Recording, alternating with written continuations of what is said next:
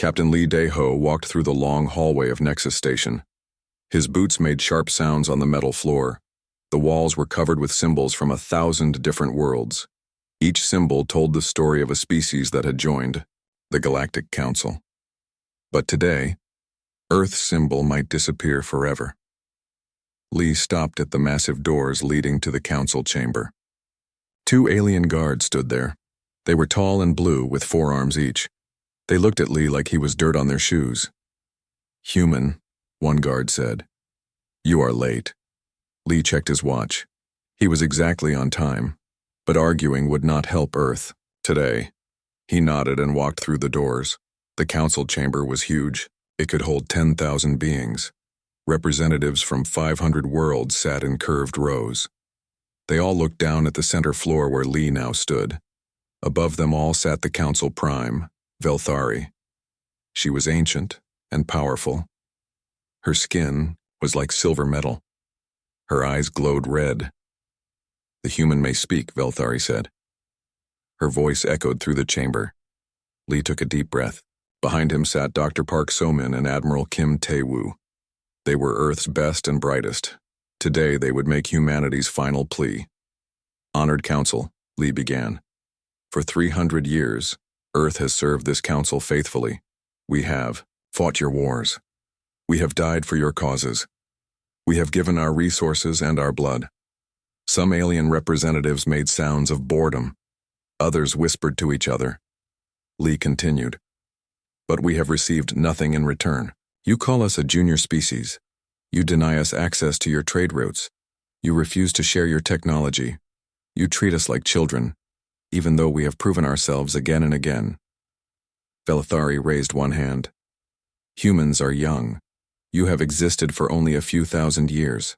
The Council has existed for 50,000 years. You must earn your place slowly." Dr. Park So-min stood up. She was small but fierce. Her black hair was pulled back tight. Her eyes burned with anger. "May I present evidence?" she asked. Velthari waved her hand. "Speak quickly, human scientist." Park activated a hologram. Images filled the air above Lee's head.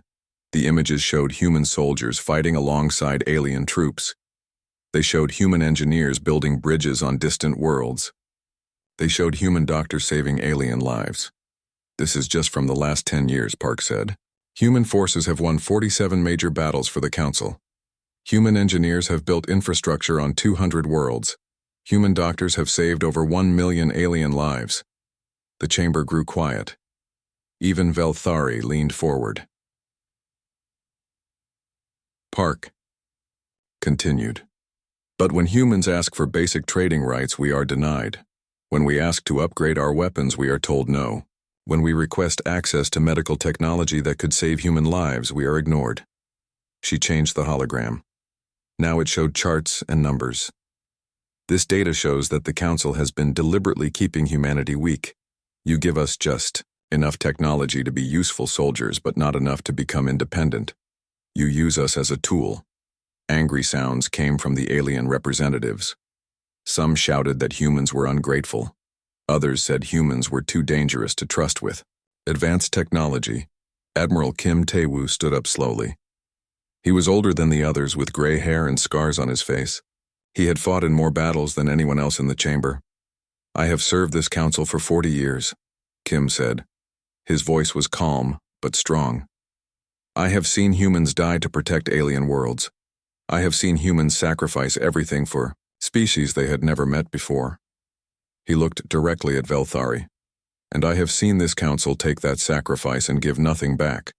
You fear us because you know the truth. Humans are not weak. We are not junior. We are your equals, and—" "That terrifies you," the chamber erupted. Aliens shouted at each other in a dozen different languages. Some demanded that the humans be thrown out immediately. Others called for Kim to be arrested. Velthari slammed her staff on the floor. The sound was like thunder. Silence fell. "Humans," she said, "you forget your place. This council has given you protection. We have given you purpose. Without us, you would still be fighting each other on your small, dirty planet." Lee felt his anger rising. Every human in the chamber felt the same rage. They had tried to be diplomatic. They had tried to be reasonable. But the council would never see them as equals. "You are right about one thing," Lee said. "We do forget our place." He turned to face Kim and Park. They nodded. This was the moment they had planned for. "Earth hereby withdraws from the Galactic Council, effective immediately," Kim announced. The chamber fell silent. For a moment, no one moved. No one breathed. In 50,000 years, no species had ever left the Council voluntarily. Then the chaos began. Aliens jumped to their feet. Some screamed threats. Others demanded explanations. Security guards moved toward the humans, but Kim held up a device. "This is a dead man's switch," he said calmly. "If anything happens to us, every human fleet in the galaxy will receive the withdrawal order immediately." Felthari's eyes blazed brighter. "You cannot do this. The Council does not permit species to leave." "The Council does not own us," Park said. "We joined freely. We leave freely." "You will regret this," Felthari warned. "Without the Council's protection, humanity will not survive a year." Lee smiled for the first time that day. "We survived for thousands of years before we met you. We will survive long after you are gone." The three humans walked toward the exit. Alien guards moved to block them, but Kim still held the dead man's switch. The guards stepped aside. As they reached the doors, Lee turned back one last time. "The age of the Council is ending," he said.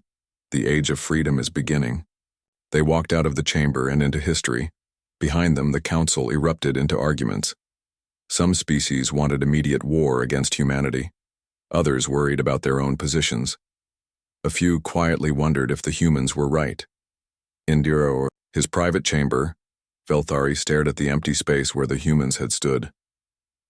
For the first time in centuries, she felt something she had almost forgotten: fear.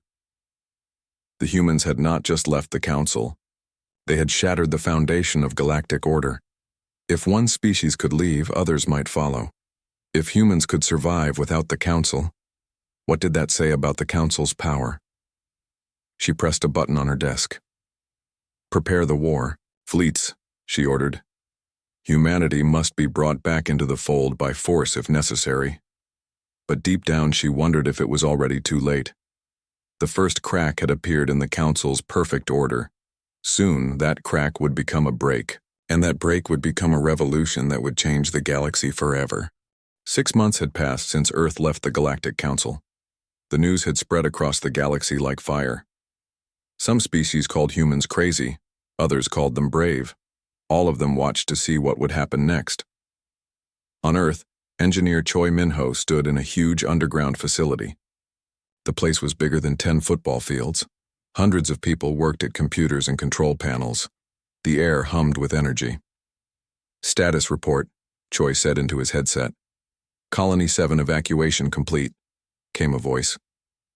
15,000. Civilians safely relocated. Mining Station Delta is emptied. All equipment moved to Site Gamma. Research Base Echo finished data wipe. Scientists en route to safe zones. Choi nodded. Everything was going according to plan. The Exodus protocols were working perfectly. Most species thought humans had acted without thinking. They believed Earth had made a stupid decision in anger.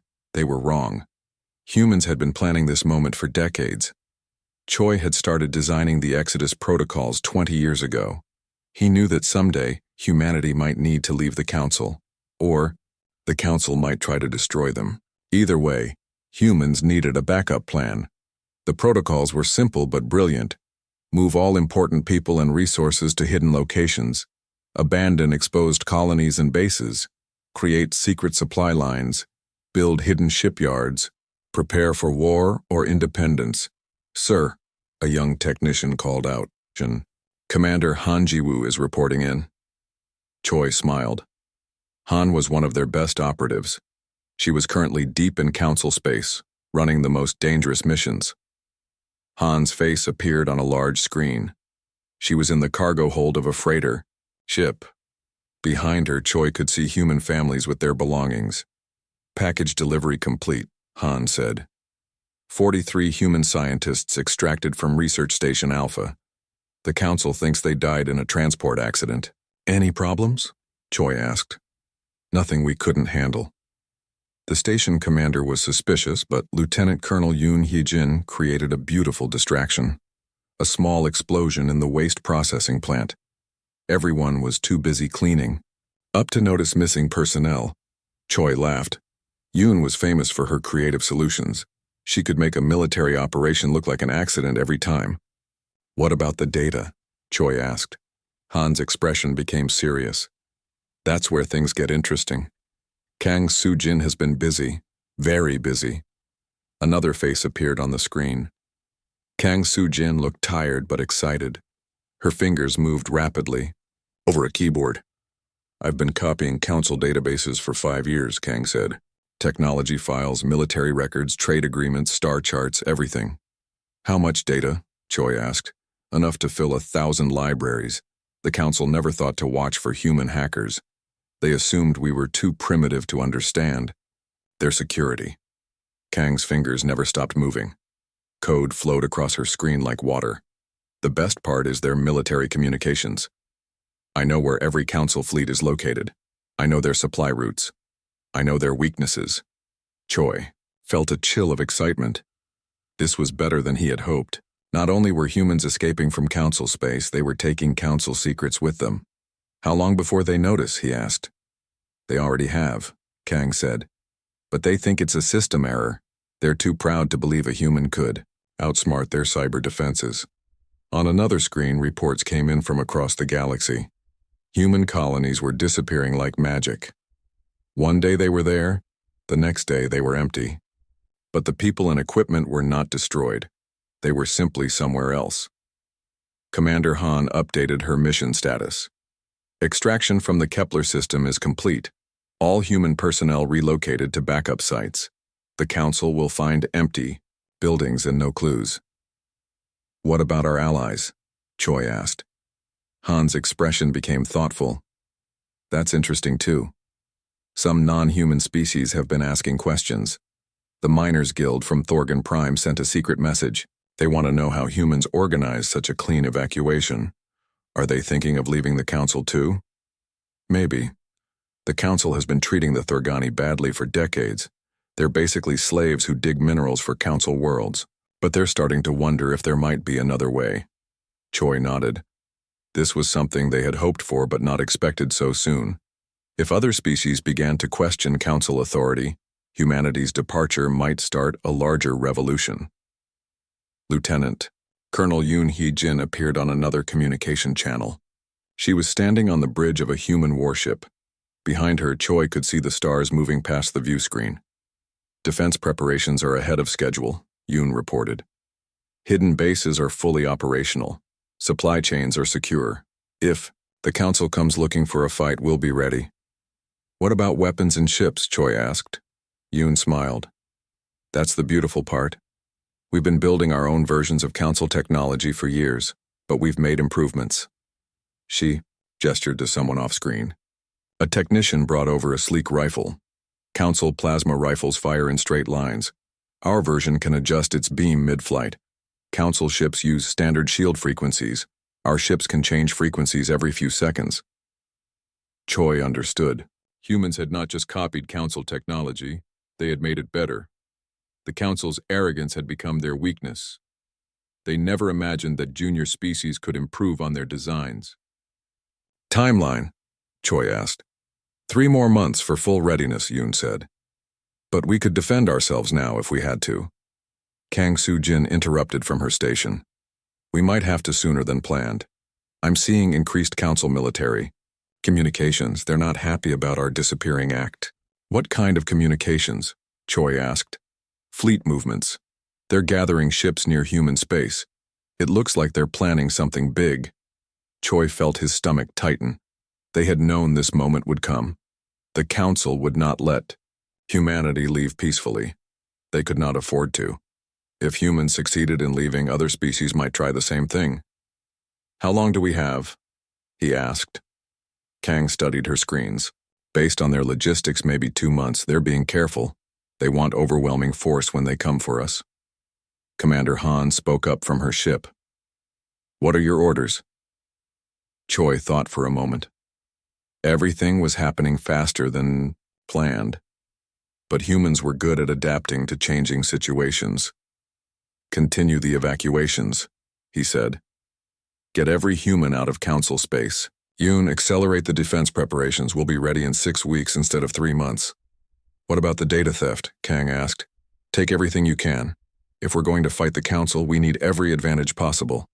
The screens went dark as the communications ended. Choi stood alone in the command center, watching hundreds of people work to save their species. The council thought humans were weak and disorganized. They thought Earth had made a desperate decision without planning. They thought humanity would come crawling back within weeks. They were about to learn how wrong they were. Human ships moved through space like ghosts. Human agents extracted personnel and equipment with perfect precision. Human hackers stole secrets from the most secure databases in the galaxy. The Council had ruled for 50,000 years. They believed their power was permanent and unbreakable, but they had never faced an enemy like humanity before. They had never faced a species that could disappear into the shadows and emerge stronger than before. The galaxy was about to change, and humans would be the ones to change it. Fleet Admiral Shin Dong-wook stood on the bridge of the battleship Seoul. Through the large window he could see the asteroid field of the Kepler 442 system. The rocks floated in space like sleeping giants. Some were as small as cars, others were as big as cities. "Admiral," called Tactical Officer Nam Yunbi. She was young, maybe 25 years old, but she had the sharpest military mind Shin had ever seen. "Long-range sensors detect the Council fleet. They'll be here in 6 hours." Shin nodded. The moment had finally come. 8 months ago, Earth had left the Galactic Council. For 8 months, the Council had made threats and demands. Now they were coming to drag humanity back by force. "How many ships?" Shin asked. 237, Nam replied. "Mostly Velthari heavy cruisers and Krillian destroyers. They brought enough firepower to destroy a dozen human colonies." Captain Jang Hyun-soo laughed from his position at the weapons station. He was pilot of the fighter squadron Freedom's Edge. His ship was small but deadly. "They brought enough firepower to destroy the old humanity," Jang said. "Too bad for them we're not the same species that joined their council 300 years ago." Shin smiled. Jang was right. The council expected to find the same humans they had always known. Brave but primitive. Good fighters but poor strategists. Useful as soldiers but never as equals. They were about to learn how much humans had changed. "Status of our fleet?" Shin asked. 43 ships ready for combat, Nam reported. All equipped with the new hybrid technology. Shields are operating at improved frequencies. Weapons have been upgraded with human modifications. The numbers sounded terrible. 43 human ships against 237 council ships. Any military computer would predict complete human defeat within an hour, but computers did not understand human creativity. "What about the asteroid field preparations?" Shin asked. Nam's eyes lit up. This was her plan, and she was proud of it. "All charges are placed and ready. We've turned 300 asteroids into remote-controlled weapons. The Council has never seen anything like this." Shin walked to the tactical display. It showed the asteroid field as a 3-dimensional map. Red dots marked the asteroids that Nam's teams had prepared. They formed a deadly maze that the Council fleet would have to navigate. "They'll expect us to hide behind the asteroids," Shin said. "They'll expect us to use them as cover while we fight a defensive battle. Instead, we'll use them as weapons," Nam finished. "When the Council fleet enters the field, we'll detonate charges that will send asteroids flying like bullets. Their ships will be dodging rocks while trying to fight us." It was brilliant and insane at the same time. Only humans would think to turn an entire asteroid field into a weapon. "Signal from Captain Lee Min-soo," the communications officer called out. Lee commanded the stealth ship Shadowwalker. "Enemy fleet has entered the outer system. They're moving in standard council formation." Shin activated the fleet communication system.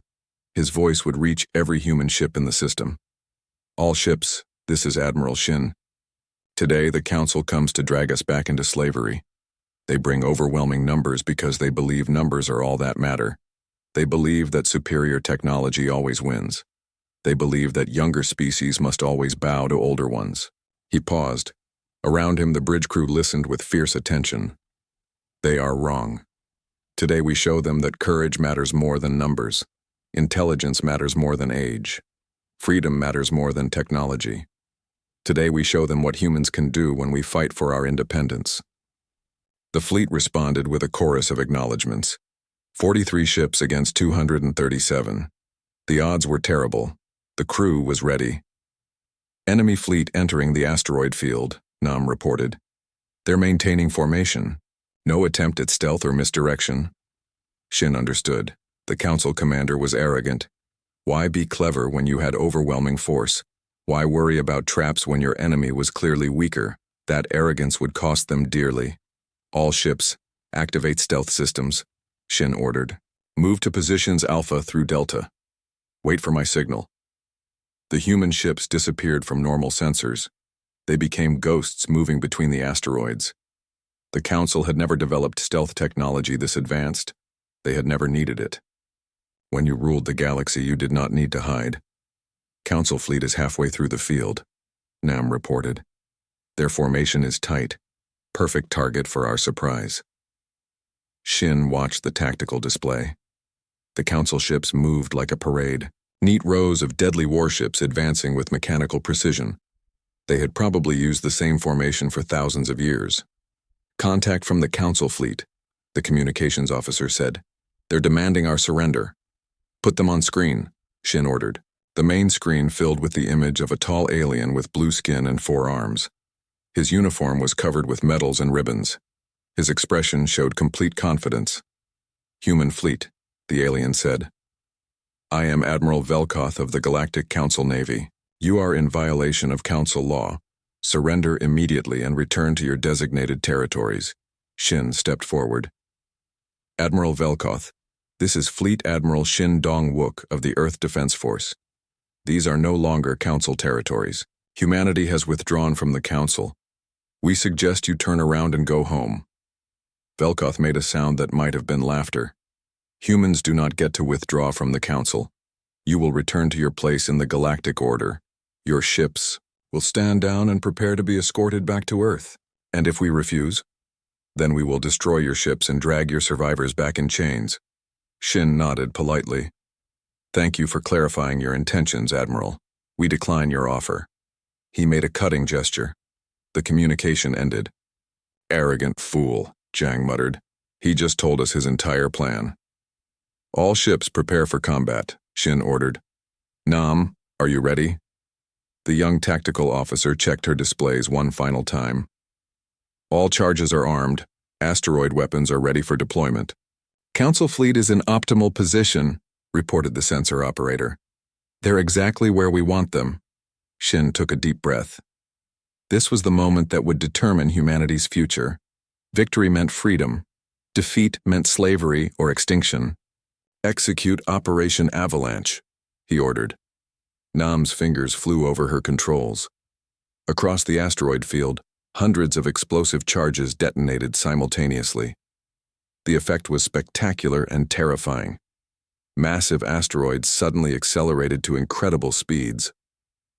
They became enormous bullets flying through space. The neat Council formation dissolved into chaos as ships scattered to avoid the flying rocks. Direct hits on 6 Council ships, Nam reported excitedly. 3 destroyed, 3 damaged. They're completely confused. All ships attack now, Shin commanded. The human fleet burst from hiding like wolves attacking sheep. Their weapons had been modified with human improvements.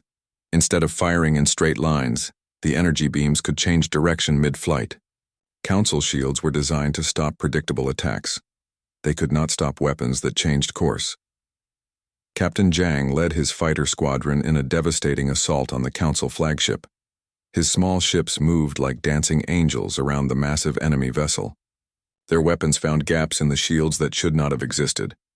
Council fleet is trying to reform, Nam reported, but they're still dodging asteroids. Half their ships are out of position. The battle that should have lasted an hour was over in 20 minutes.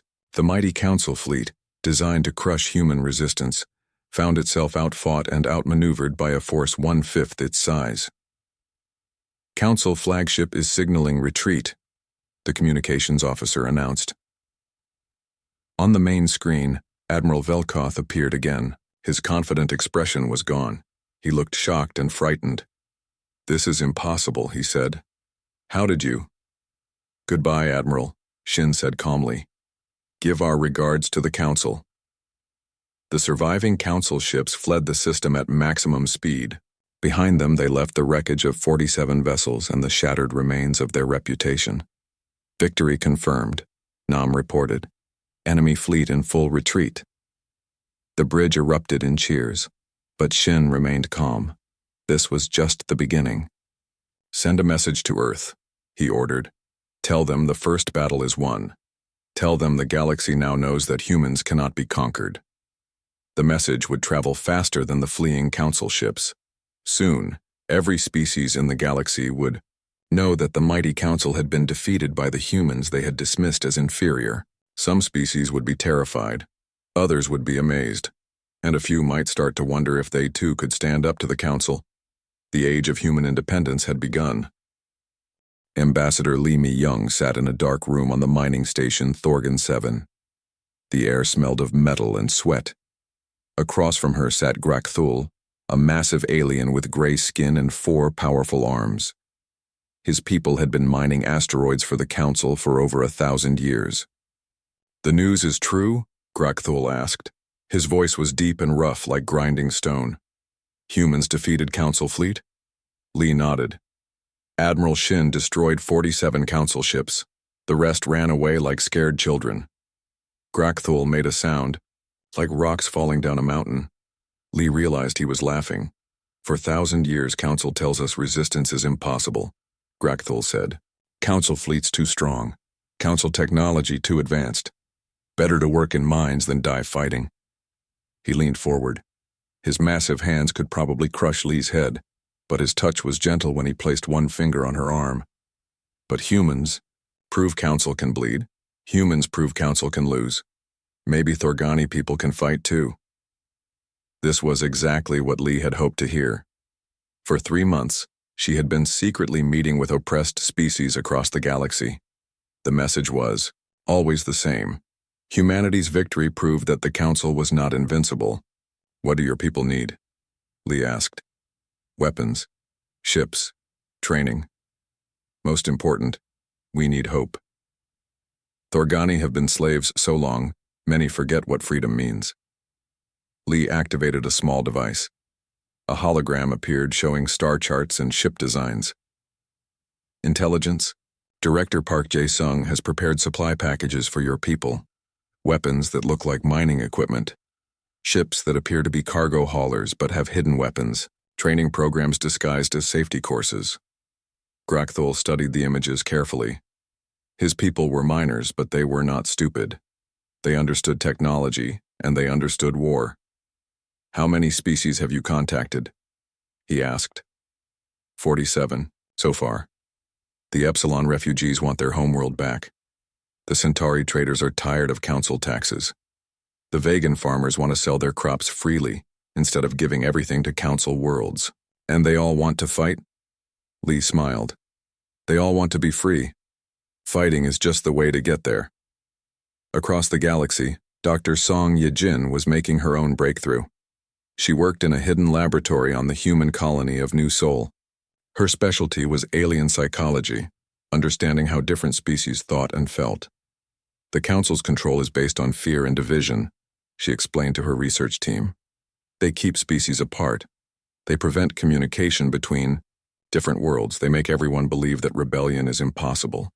Her assistant, Dr. Kim Jun-ho, nodded. But humans have proven rebellion is possible. That changes everything. Exactly. The Council's psychological control depends on the belief that they are all-powerful. Once that belief breaks, their whole system starts to fall apart.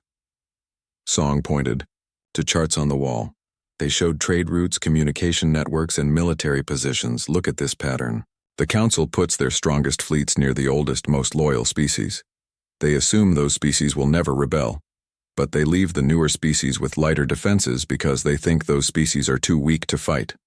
So if the newer species rebel first, the Council will have to move fleets from the core worlds to deal with the rebellions. That weakens their defenses everywhere.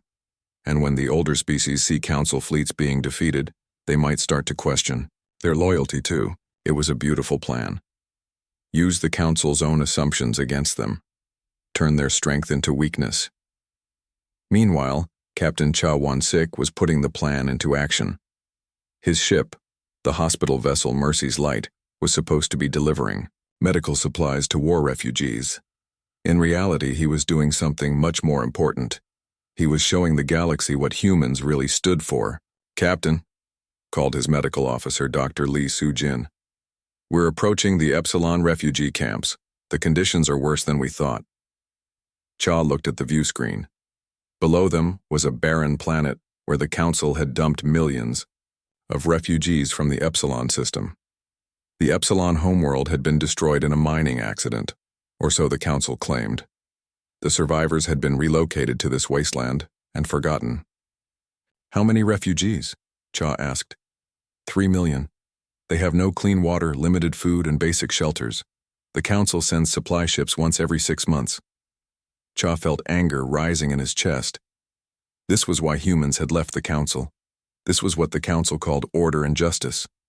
"All teams prepare for full humanitarian deployment," he ordered. "We're going to help these people." "Sir," his security chief warned, "this will definitely attract Council attention. They don't want outsiders helping the refugees." "Good," HFY said. "Let them come. Let them explain to the galaxy why they're trying to stop medical aid to refugees." The Mercy's Light landed in the largest refugee camp. The ship's doors opened and human medical teams poured out. They brought water purifiers, food synthesizers, medical equipment, and temporary shelters. The Epsilon refugees had never seen anything like it. For years they had been told that only the Council could help them. Only the Council had the resources and technology to support displaced populations. But here were humans, supposedly primitive junior species, providing aid that was better than anything the Council had ever given them. "Why do you help us?" asked Elder Zephron, leader of the refugee camp. His people looked like tall, thin humans with silver skin and large eyes. "Because it's the right thing to do," Cha answered, simply. "But what do you gain?" "The Council teaches that all species act only for profit or advantage," Cha smiled. "Maybe that's the difference between humans and the Council. We help because people need help, not because we expect something in return." News of the human aid mission spread across the refugee camps. Then it spread to other worlds. The Council tried to block the communications, but Intelligence Director Park Jae-sung had spent months building secret communication networks. Within days, the entire galaxy knew that humans were providing humanitarian aid while the Council did nothing. "Council response incoming," reported the communications officer aboard Mercy's Light. 3 Council ships demanding we cease operations immediately. Cha activated the external speakers so the refugees could hear his response. "Council vessels, this is Captain HFY of the Earth Medical Corps. We are providing humanitarian aid to refugees under galactic law. You have no authority to stop medical assistance to civilians. Humans are not authorized to operate in this system," came the Council response. "You will cease operations and withdraw immediately. We will cease operations when every refugee has clean water, adequate food, and proper shelter," Cha replied. "If you want to stop us, you'll have to attack a medical ship in front of 3 million witnesses." The Council ships held their position but did not attack. They could not afford to fire on a hospital ship while the entire galaxy was watching. For 2 weeks, the standoff continued. Human medical teams worked around the clock to help the refugees. The Council ships threatened and postured but did not act. Finally, diplomat Seo Min Kyung arrived with a small fleet of ships. She was humanity's best negotiator and the architect of the Free Worlds Alliance. "Council Commander," she broadcast on all frequencies. "I am diplomat Seo Min Kyung representing the Free Worlds Alliance. These refugee camps are under our protection now." "There is no Free Worlds Alliance," the Council Commander replied. "The Galactic Council is the only legitimate government. Tell that to the 47 species who have already joined us." SEO. said calmly. Tell that to the Thorgani miners who declared independence yesterday. Tell that to the Centauri traders who are no longer paying your taxes. The galaxy held its breath. This was the moment everyone had been waiting for. The formal announcement that the Council's authority was being challenged everywhere. Impossible, the Council commander said. No species would dare— They already have, SAO interrupted. The age of Council rule is ending. The age of freedom has begun. As if summoned by her words, ships began appearing throughout the system. Thorgani mining vessels, Centauri trade ships, Epsilon military craft that had been hiding for years. Dozens of species all flying the new flag of the Free Worlds Alliance. The Council ships found themselves surrounded by a fleet that had appeared out of nowhere. Not an invasion fleet, but a liberation fleet. Ships filled with refugees returning home. Ships carrying supplies and aid. Ships crewed by species that had spent decades planning for this moment.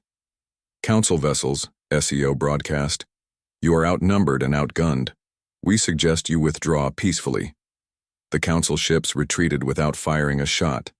Behind them, they left a galaxy that would never be the same. The rebellion had begun not with violence but with compassion. Not with conquest, but with liberation. Humans had shown the galaxy a different way to live, and millions of beings had chosen to follow. The Council's greatest fear was coming true. Their perfect order was cracking, and through those cracks, freedom was spreading like wildfire. General Bei Sung-ho stood in the command center of the battleship Liberty's Dawn. Around him, dozens of screens showed star maps from across the galaxy. Red dots marked Council strongholds. Blue dots showed Free Worlds Alliance positions. Green dots indicated neutral systems waiting to see which side would win. 18 months had passed since Earth left the Galactic Council. What started as one species declaring independence had become a galaxy-wide war. Status report, Bei ordered. Colonel Oh Da-un appeared on the main screen. She was aboard her stealth ship somewhere in Council space. Her unit, the Ghost Division, specialized in impossible missions. Southern front is secure, Oh reported. We've cut supply lines to 12 Council military bases. Their forces are running low on food and ammunition. Any resistance? Oh smiled. Nothing we couldn't handle. Major Lim Jong-soo worked with Centauri fighters to take out a supply convoy yesterday. The Centauri pilots are getting better every day. Bei nodded. That was the secret to human success. They did not try to win the war alone. They taught other species to fight effectively. They shared tactics and technology. They turned the rebellion into a true alliance. What about the northern sectors? Bei asked. Another screen lit up, showing Admiral Kim Tae-woo aboard his flagship. Kim looked older than he had 2 years ago, but his eyes still burned with determination. The Council is massing their main fleet near their homeworld, Kim reported. They're pulling ships from frontier bases to protect the core systems. How many ships? Over 1,000. Every major Council species has contributed forces. They're calling it the Final Armada. Bei felt a chill. 1,000 ships was more firepower than the Free Worlds Alliance had ever faced. Even with all their allies, they could only field about 600 ships. What's their plan, he asked. Intelligence suggests they want to break the alliance by destroying our main fleet, Kim said. If they can win one massive battle, they think the rebellion will collapse. Will it? Kim was quiet for a moment. Maybe. We've achieved more than anyone thought possible. But if we lose our fleet, many species might surrender rather than continue fighting. Bei understood the problem. The alliance was held together by success. As long as they kept winning, new species joined them. But a major defeat might cause their allies to abandon the cause. Where do they want to fight? Bei asked. Our scouts report they're moving toward the Nexus system. It's symbolic. That's where the original Galactic Council was founded 50,000 years ago. The symbolism was perfect. The Council wanted to end the rebellion where their rule had begun. They wanted to show the galaxy that their authority came from the beginning of galactic civilization itself. What does diplomat Seo Min-kyung think? Bei asked. Kim's expression became grim. She thinks we should avoid the battle. Keep fighting smaller engagements. Let the Council waste resources chasing us around the galaxy. Smart strategy, Bay agreed. But will our allies accept it? That's the problem. The Thorgani leaders want a decisive battle. They say their people have been enslaved too long to keep hiding. The Epsilon commanders agree. They want to take the fight directly to the Council. Bay rubbed his forehead. Leading an alliance was harder than commanding a single army. Every species had their own ideas about how to win the war. Signal from Captain Cha Wan-sik, the communications officer announced. Cha appeared on screen from his hospital ship. Behind him, Bay could see alien patients receiving medical treatment. Even during a galactic war, humans continued their humanitarian missions. General, Cha said, I'm seeing something interesting. Refugees from Council core worlds are arriving at our medical stations. They're not war refugees, they're defectors. What kind of defectors? Scientists, engineers, teachers, doctors. Educated civilians who are tired of living under Council rule. They want to join the Alliance. This was unexpected. The Council core worlds were supposed to be completely loyal. These were the species that had belonged to the Council for thousands of years. How many? Bay asked. Thousands so far, and they're bringing information, technical data, military codes, even Council government plans. Bay felt excitement rising. What kind of plans? The Council is planning something called Operation Final Order. If they lose the war, they intend to destroy entire star systems rather than let them join the Alliance. The command center fell silent. Everyone understood what this meant. The Yao Council would rather commit genocide than allow freedom to spread. How reliable is this information? Bay asked. Very reliable. One of the defectors is a former Council strategic planner. She says the order has already been approved. If the final armada fails, the Council will activate planet killer weapons. Bay made his decision. Signal all Alliance commanders, emergency council in 1 hour. The meeting included representatives from dozens of species. They appeared on screens throughout the command center. Some were human, others were alien, but all were united in the cause of freedom. The situation has changed, Bay announced. He explained about the defectors and Operation Final Order. The reaction was immediate and angry. The Thorgani representative, Grakthul, slammed his massive fist on his desk. Council would murder billions rather than admit defeat? He roared. This proves they are evil beyond measure. Elder Zephyron of the Epsilon spoke more quietly, but with equal passion. My people have already seen one homeworld destroyed by the Council. We cannot allow them to destroy others. What do you recommend, General? Asked Commander Voltar of the Centauri fleet.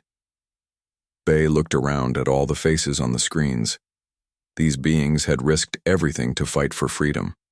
Now they faced the hardest decision of the war. We have to take the fight to the Council homeworld, he said. We cannot allow them to activate those weapons. Their main fleet will be defending the homeworld, Admiral Kim warned. It will be the most difficult battle in galactic history.